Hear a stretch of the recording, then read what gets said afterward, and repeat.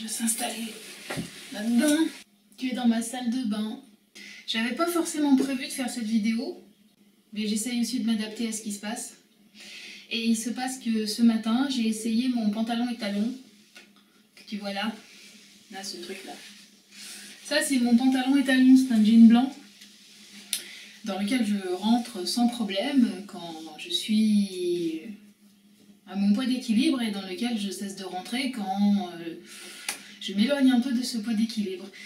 Et donc ce matin, j'ai mis ce pantalon et il fermait pas. J'arrivais pas à fermer la braguette.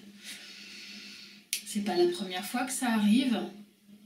Et je constate, malgré toutes ces années que j'ai passées à réfléchir sur mon corps, malgré le fait que j'ai écrit un livre qui parle de ça et de l'acceptation de son corps et de l'apaisement de la relation qu'on a avec son poids et avec son comportement alimentaire, malgré le fait que je réfléchisse toujours plus et que j'essaye toujours plus de normaliser la façon dont je m'alimente et le rapport que j'ai à la bouffe, et bien je m'aperçois que malgré tout ça, il y a quand même des fois où le fait de ne pas rentrer dans le pantalon, ça pose un gros problème.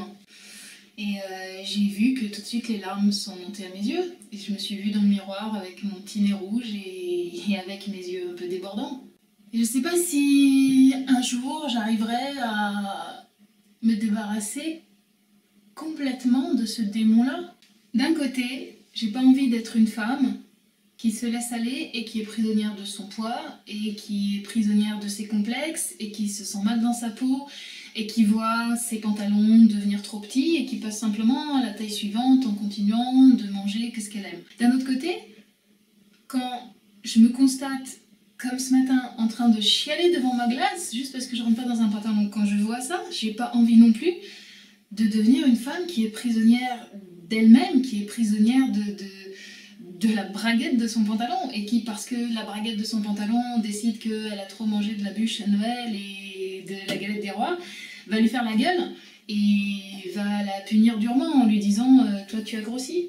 J'ai l'impression que cette version de moi qui se prend la tête sur son poids et sur ses contours et sur sa taille de pantalon, c'est une version qui... Des fois j'ai l'impression qu'elle est obsolète, des fois j'ai l'impression que ça fait trop longtemps qu'elle est là, ça fait trop longtemps que ça dure, j'ai vraiment envie de passer à autre chose. Et en même temps, malgré toute ma bonne volonté, malgré mon envie farouche de passer à autre chose, eh ben j'y arrive pas toujours. Ben, j'ai pas toujours la solution. J'ai beau avoir la chance d'être avec un homme qui, à chaque fois qu'il me voit toute nue, me dit que je suis belle et pousse un « Oh, que tu es belle !» spontanée d'exclamation devant moi, j'ai beau avoir cette chance-là, ça suffit pas. Ça suffit pas à ce que les larmes ne jaillissent pas quand un matin, je mets ce putain de pantalon-là, ce putain d'ennemi textile, ce putain de choses, et qu'on matche pas, lui et moi. En fait, la terreur qu'il y a derrière ça, c'est de me dire, voilà, ça commence comme ça, et puis tu vas redevenir grosse. Tu vas retourner là d'où tu viens. Tu vas repartir vers cette obésité que j'ai connue à la fin de mon adolescence, en l'an 2000. Et c'est vrai que j'ai pas envie de redevenir comme ça. Je veux pas redevenir comme ça, parce que ça faisait de ma vie un enfer. Ouais, c'est pas la plus gaie de mes vidéos, hein. T'as peut-être pas envie que je te parle de tout ça en plus. Des fois, je voudrais simplement me voir avec les yeux de mon homme. Est-ce que toi, ça te fait ça des fois? Que tout d'un coup, tu te sers d'un truc extérieur et qu'à l'aune de cet élément extérieur, tout d'un coup, tu te mets à te juger toi d'une façon complètement dépréciative et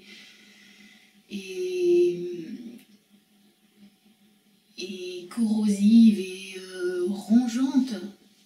Pourtant, dans mes résolutions pour la nouvelle année, il y avait bien de respecter mon corps, et je veux respecter mon corps. C'est tellement le chouette gars, mon corps, c'est le chouette camarade, il est... J'imagine que si j'étais ma meilleure amie, ben je me dirais, mais qu'est-ce qu'on s'en fout? On s'en fout complètement, c'est pas grave. Je dis, bon, bah là, t'as peut-être pris, il y avait les fêtes, voilà, et puis ben, maintenant tu vas continuer la gym et puis ça va se passer et ça va bien aller. Seul truc que j'ai décidé que je vais faire, c'est de réenregistrer une autre vidéo dans 15 jours. Où je ferai le point sur ça, juste sur cette... Pas genre pendant 15 jours je vais faire le régime et puis dans 15 jours on verra si je rentre dans le pantalon, c'est pas le but, ça je m'en tape.